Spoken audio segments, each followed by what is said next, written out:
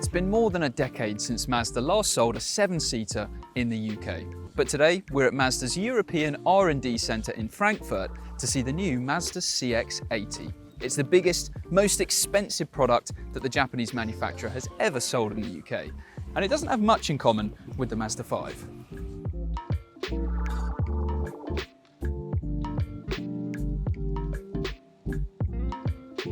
So you can think of the CX-80 as a 7-seat version of the CX-60, and there are lots of changes to talk through back there, but what we're going to do first is show you this interior up front. And the first thing to point out is that yes, this is basically identical to the interior that you have in the CX-60, but that isn't a problem at all because Mazda makes fantastic interiors, and the CX-60 is a great example of that. So just like you have in that car, here you've got really nice materials everywhere. You've got fantastic build quality. Now we are in a range-topping Takumi version of the CX-80, but we know from the CX-60 that even if you go for those lower trim levels, then you're still going to end up with a really, really nice interior. The only real difference to point out between the 60 and the 80 is on this particular Takumi model, you have this stitching here which will apparently be backlit, but it's not on this particular pre-production model that we have here today. But apart from that, both interiors are pretty much identical. So along with all the nice materials, the brilliant build quality we've spoken about, you also have these very, very high quality feeling buttons and dials.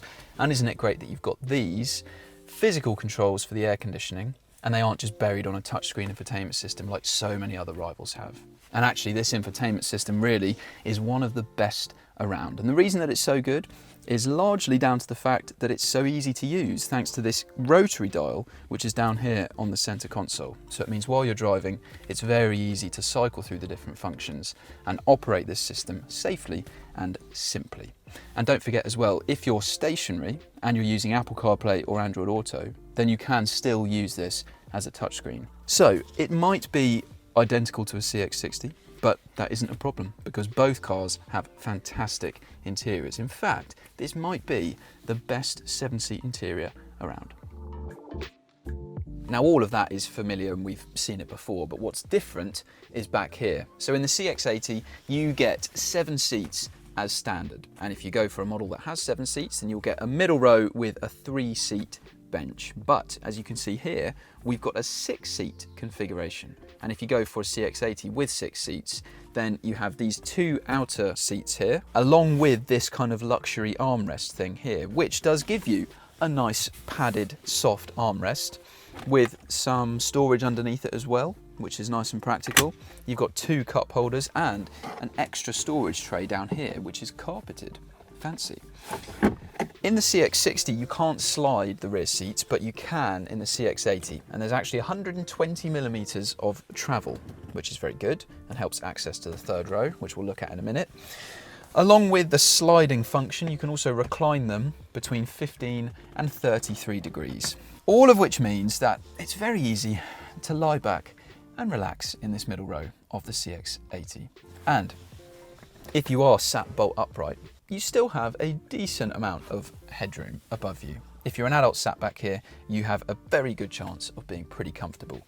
We are in a model with a sunroof, which does eat into some of the available headroom, but it's still good enough to have adults sat back here without much of a problem. Legroom is especially generous, and there is loads of space for your feet under the seat in front of you. And another great thing about this middle row is the fact that the rear door opens very wide indeed.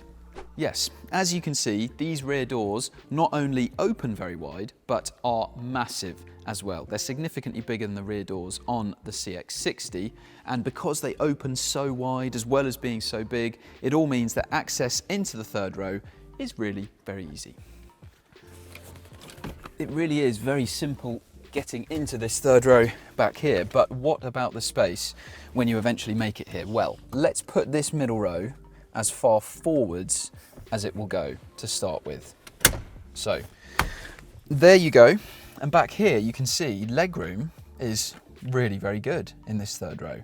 This car is 25 centimeters longer than the CX-60, and all of that extra length is in the wheelbase. So the distance between the front and rear wheels in the CX-80 is 25 centimeters more than the CX-60, which is pretty significant. And you can see in this third row, legroom, with the seat as far forward as it will go, is really very good. The problem is headroom, because I cannot sit up straight without my head touching the roof lining here. So if I do want to sit up straight, I'd have to move forward slightly on the seat base and adjust myself like this. But still, it doesn't feel incredibly cramped back here. And considering that it's more than likely going to be children using this third row, there is definitely plenty of space for them. Let's just show you what legroom is like with this middle row as far back as it will go. And you can see there that it is rather reduced compared to how it was before, but I can still fit back here. I potentially wouldn't want to be back here for a very long journey though.